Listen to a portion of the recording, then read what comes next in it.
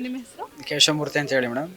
ಗಿಲ್ಲಿ ನಟರು ಸೀಸನ್ 12 ಅಲ್ಲಿ ತುಂಬಾ ಚೆನ್ನಾಗಿ ಆಡ್ತಾ ಇದ್ದಾರೆ. ಯಾವ ಸಬ್ಜೆಕ್ಟ್? ನಾವು ಗಣಿತ ಮೇಡಮ್. ಗಣಿತ ಅಂದ್ರೆ ಏಟ್ ಕೊಟ್ಟಿದ್ದೀರಾ ಸರ್? ನಾನು ಇರಲಿಲ್ಲ, ಇನ್ನೊಬ್ರು ಟೀಚರ್ ಇದ್ರು. ನಮ್ಮ ಶಾಲೆಯಲ್ಲಿ ಓದಿರುವಂತ ವಿದ್ಯಾರ್ಥಿ ಸೀಸನ್.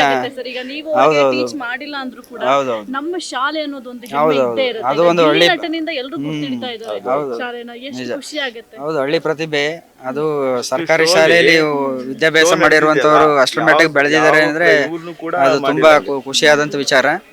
ಸೊ ಅವರು ಸೀಸನ್ 12ರಲ್ಲಿ ಗೆದ್ದು ಬರಲಿ ಅಂತ ನಮ್ಮ ಶಾಲೆ ಪರವಾಗಿ ನಾನು ಹಾರೈಸ್ತೀನಿ. ಸರ್ ನಮಸ್ಕಾರ.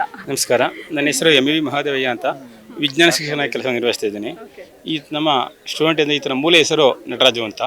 2011-12ರಲ್ಲಿ 8ನೇ ತರಗತಿಗೆ ಅಡ್ಮಿಷನ್ ಆಗಿ 13-14ರಲ್ಲಿ ಪಾಸಾಗಿ ಉತ್ತೀರ್ಣನಾಗದ. ಆ ಓದುವಂಥ ವೇಳೆಯಲ್ಲಿ ಈ ವ್ಯಕ್ತಿ ತುಂಬ ಆವರೇಜ್ ಸ್ಟೂಡೆಂಟು, ಅಂದರೆ ಅತಿ ಬುದ್ಧಿವಂತನೂ ಅಲ್ಲ ದಡ್ಡನೂ ಅಲ್ಲ ಅನ್ನುವಂಥದ್ದು. ಮತ್ತು ಇಲ್ಲಿ ಏನಾಗಿದೆ, ಆ ಹುಡುಗ ತುಂಬ ಸೈಲೆಂಟ್ ಬಾಯ್, ಇವತ್ತು ವೈಲೆಂಟ್ ಬಾಯ್ ಆಗ್ಬಿಟ್ಟಿದ್ದಾನೆ, ತುಂಬ ವ್ಯತಿರಿಕ್ತವಾಗಿ ಬೆಳೆದ್ಬಿಟ್ಟಿದ್ದಾನೆ. ನಾವು ಅದು ನಿಜವಾಗ್ಲೂ ಊಹೆ ಮಾಡೋಕ್ಕಾಗೋದಿಲ್ಲ. ಆ ಥರ ಇದ್ದಂಥವ್ನು ಈ ಥರ ಆಗಿದ್ದಾನೆ ಅಂತ ಅರ್ಥ ಯಾವ ಪ್ರತಿಭೆ ಎಲ್ಲಿ ಅಡಗಿದೆ ಅನ್ನೋದನ್ನು ನಾವು ಖಂಡಿತ ಕಾಣಲಿಕ್ಕಾಗೋದಿಲ್ಲ ಅನ್ನುವಂಥದ್ದು. ಈಗ ನಮ್ಮಲ್ಲಿ 100 ಮಕ್ಕಳು ಅಧ್ಯಯನ ಮಾಡ್ತಿದ್ದಾರೆ. ಯಾವ ಮಕ್ಕಳಲ್ಲಿ ಯಾವ ಪ್ರತಿಭೆ ಖಂಡಿತ ಕಾಣಲಿಕ್ಕಾಗಲ್ಲ. ಇವತ್ತು ನಿಜ ಖುಷಿ ಆಗುತ್ತೆ ನನಗೆ. ಯಾಕೆಂದರೆ ಯಾವುದೇ ಒಬ್ಬ ಟೀಚರು ಇಷ್ಟಪಡೋದೇನೆಂದರೆ, ಟೀಚರ್ ಏನಿದಾರೋ ಅವ್ರಿಗೆ ಎತ್ತರ ಸ್ಥಾನಕ್ಕೆ ಬೆಳಿಬೇಕು ಮಕ್ಕಳು, ನಮ್ಮ ಸ್ಟೂಡೆಂಟ್ಸ್ ಅನ್ನೋದು. ಅದರಲ್ಲಿ ಕರ್ನಾಟಕದ ಜನಗಳ ಮನಸ್ಸನ್ನು ಇವ್ನು ನಿಜವಾಗ್ಲೂ ಗೆದ್ದಿದ್ದಾನೆ. 100% ನನ್ನ ಪ್ರಕಾರ ನಂಬಿಕೆ ಇದೆ, ಇವ್ನು ಗೆದ್ದು ಬಂದೇ ಬರ್ತಾನೆ ಅನ್ನುವಂಥದ್ದು. ಇನ್ನು ಮುಂದೆನೂ ಕೂಡ ಇವನು ಕೆಲವು ಚಲನಚಿತ್ರಗಳು ಈಗಾಗಲೇ ಆಹ್ವಾನ ಇದೆ, ಅವನಿಗೆ ಒಳ್ಳೆ ನಾಯಕನಾಗಿ ನಟನೆ ಮಾಡ್ತಾರೆ.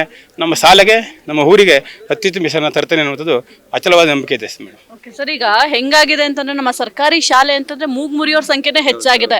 ಯಾಕೆಂತಂದ್ರೆ ಎಲ್ಲೇ ನೋಡಿದ್ರು ಕೂಡ ಪ್ರೈವೇಟ್ ಸ್ಕೂಲಿಗೆ ನನ್ನ ಮಕ್ಳನ್ನ ಹಾಕಿಬಿಡ್ತೀನಿ, ಚೆನ್ನಾಗಿ ಓದ್ಬಿಡ್ತಾರೆ, ಚೆನ್ನಾಗಿ ಬರೀತಾರೆ ಅಂತ ಯೋಚನೆ ಮಾಡ್ತಾರೆ. ಅದು ಕೆಲವೊಂದ್ಸಲ ತಪ್ಪು ಕಲ್ಪನೆ ಅಂತಾನೆ ಹೇಳಬಹುದು. ಯಾಕೆಂದ್ರೆ ನಮ್ಮ ಸರ್ಕಾರಿ ಶಾಲೆಗಳು ಯಾವುದಕ್ಕೂ ಕೂಡ ಕಡಿಮೆ ಇಲ್ಲ. ಎಷ್ಟೋ ಪ್ರತಿಭೆಗಳು, ದೊಡ್ಡ ದೊಡ್ಡ ಪ್ರತಿಭೆಗಳೆಲ್ಲ ಕೂಡ ನಮ್ಮ ಸರ್ಕಾರಿ ಶಾಲೆಯಿಂದಲೇ ಹೋಗಿರುವಂಥದ್ದು. ಯಾಕೆಂತಂದ್ರೆ ಹಿಂದಿನಿಂದಲೂ ಕೂಡ ಒಳ್ಳೆ ವಿದ್ಯಾಭ್ಯಾಸಗಳು ನಮ್ಮ ಸರ್ಕಾರಿ ಶಾಲೆಯಲ್ಲಿ ಸಿಗ್ತಾ ಇದೆ. ಯಾರೋ ಒಬ್ರು ಏನೋ ಒಂದು ಹೇಳ್ತಾರೆ ಅಂದ ಮಾತ್ರಕ್ಕೆ ಸರ್ಕಾರಿ ಶಾಲೆನ ದೂಷಿಸೋದಲ್ಲ. ಗಿಲ್ಲಿ ನಟ ಕೂಡ ಈಗ ಒಂದು ರೀತಿ ಪ್ರೇರಣೆ ಅಂತಾನೆ ಹೇಳ್ಬಹುದು. ಇದಕ್ಕೆ ಏನ್ ಹೇಳ್ತೀರಾ ಸರ್? ಅದಕ್ಕೆ ಅಂತಂದ್ರೆ ಈಗ ಸೆಲೆಕ್ಷನ್ ಅಂತಂದ್ರೆ ಸರ್ಕಾರಿ ಶಾಲೆ ಅಂತಂದ್ರೆ ಪ್ಯೂರ್ಲಿ ಅವ್ರನ್ನ ಸೆಲೆಕ್ಷನ್ ಮಾಡೋದೆ. ಅದರಿಂದ ಗಿಲ್ಲಿ ನಟ ಚೆನ್ನಾಗಿ ಆಡ್ಲಿ, ನೀಟಾಗಿ ಆಡ್ಕೊ ಬರ್ಲಿ, ಕರ್ನಾಟಕ ಜನತೆ ಆಶೀರ್ವಾದ ಮಾಡಲಿ. ಕರ್ನಾಟಕದ ಮನೆ ಮಗ ಆಗ್ಬಿಟ್ಟಿದ್ದಾನೆ. ಪ್ರತಿಯೊಬ್ಬರಿಗೂ ಕೂಡ ಎಲ್ಲೇ ಕೇಳಿ ಎಲ್ಲೇ ಹೋಗ್ಲು ಕೂಡ ಗಿಲ್ಲಿ ಗಿಲ್ಲಿ ಅಂತ ಇದ್ದಾನೆ. ಅದೇ ರೀತಿ ಬೆಳೀಲಿ, ಆಶೀರ್ವಾದ ಇರಲಿ ಅಂತ ಕೇಳೋದು ನಮ್ಮ ಆಸೆ. ಏನಂದ್ರೆ ಸರಳತೆ, ಅವ್ನಿಗೆ ಸ್ಟೇಟಸ್ ಮೇಂಟೈನ್ ಮಾಡಬೇಕು ಅನ್ನೋದಿಲ್ಲ ಅಂತ. ಬೇರೆಯವರಾಗಿದೆ ಎಷ್ಟೊಂದು ಮೇಂಟೈನ್ ಮಾಡೋರು, ಊರಿಗೆ ಬಂದಾಗಲೂ ಅಷ್ಟೇ ತುಂಬ ಸರಳವಾಗಿದ್ದಾನೆ. ಅಂದರೆ ಅಲ್ಲಿ ಹೇಳ್ತಿರಲ್ಲ, ಬೆನ್ನ ಆಗ್ತಿರುವಂಥದ್ದು ಅಲ್ಲಿ ಜನರನ್ನ ಇದು ಮಾಡೋಕ್ಕೋಸ್ಕರ ಅಂತ ಇಟ್ಸ್ ರಾಂಗ್. ಅದು ಅವ್ನು ಇರೋದೇ ಸರಳತೆ. ಇದೇ ಸರಳತೆ ಮುಂದುವರಿಸ್ತಾ ಹೋದರೆ ಖಂಡಿತ ಅವನು ಉತ್ತಮ ಸ್ಥಾನಕ್ಕೆ ಹೋಗ್ತಾನೆ, ಅದ್ರಲ್ಲಿ ಅನುಮಾನನೇ ಇಲ್ಲ ಮೇಡಮ್. ನಿಮ್ಮ ಹೆಸರು? ಚನ್ಮಲ್ ಬಂದ್ಬಿಟ್ಟು ಆಫೀಸ್ ವರ್ಕು. ಅವನು ಗಿಲ್ಲಿ ನಟ ಅಂದರೆ ನಮಗೆ ಚಿಕ್ಕದ್ರಿಂದಲೂ ಪರಿಚಯ ಇರುವಂಥ ವ್ಯಕ್ತಿ. ಅವನು ಚಿಕ್ಕದ್ರಿಂದಲೂ ಪರಿಚಯ ಇರುವಂಥ ವ್ಯಕ್ತಿ. ಯಾಕೆಂದರೆ ನಮ್ಮ ಅಜ್ಜಿಯವರು ಕೂಡ ಅದೇ ಪಕ್ಕದ ದಡ್ಪುರ ಅಂದ್ಬಿಟ್ಟು. ಅವ್ರ ಊರಲ್ಲಿ ಕಲಾಭಿಮಾನಿಗಳು ಜಾಸ್ತಿ. ಇವಾಗಲೂ ಕೂಡ ಪ್ರತಿಯೊಂದು ವರ್ಷಕ್ಕೂ ಒಂದು ನಾಟಕ ಆಡ್ತಾರೆ. ಅದನ್ನೆಲ್ಲ ಅಬ್ಸರ್ವ್ ಮಾಡಿ ಬೆಳೆದಿರುವಂಥ ವ್ಯಕ್ತಿ ಅವನು. ಅವ್ನು ಫಸ್ಟು ಯೂಟ್ಯೂಬ್ ಚಾನಲ್ ನಲ್ಲಿ ಮೂಳೆ ಅಂತ ಮಾಡ್ದ. ಅದರಿಂದ ಕಾಮಿಡಿ ಕಿಲಾಡಿಗಳು, ಭರ್ಜರಿ ಬ್ಯಾಚುಲರ್ಸ್ ಪ್ರತಿಯೊಂದು ಶೋಗಳಲ್ಲಿ ಅವನು ಉನ್ನತ ಮಟ್ಟಕ್ಕೆ ಹೋದ. ಇವಾಗ ಉನ್ನತ ಮಟ್ಟಕ್ಕೆ ಹೋಗಿ ಈಗ ಬಿಗ್ ಬಾಸ್ನಲ್ಲಿ ಹೆಸರು ಮಾಡ್ತಾ ಇದ್ದಾನೆ. ಮತ್ತೆ 2-3 ಚಲನಚಿತ್ರದಲ್ಲೂ ಆಕ್ಟ್ ಮಾಡಿದ್ದಾನೆ. ಅವನು ಇನ್ನೂ ಉನ್ನತ ಸ್ಥಾನಕ್ಕೆ ಬೆಳೆದು ಕರ್ನಾಟಕಕ್ಕೆ ಇವಾಗ ಏನು ಮಾಡಿದ್ದಾರೆ, ಬೆಳಿಗ್ಗೆ ಒಂದು ಚಾನಲ್ ನೋಡ್ದ, ಕನಕ ಟಿವಿ ಅಂದ್ಬಿಟ್ಟು ಅವನ್ನ ರಾಜ್ಕುಮಾರ ಮುಗ್ಧತೆಗೆ ಹೋಲಿಸ್ತಾ ಇದ್ದಾರೆ. ರಾಜ್ಕುಮಾರ ಸಾಟಿ ಹೊರತು ಬೇರೆ ಯಾರು ಇಲ್ಲ.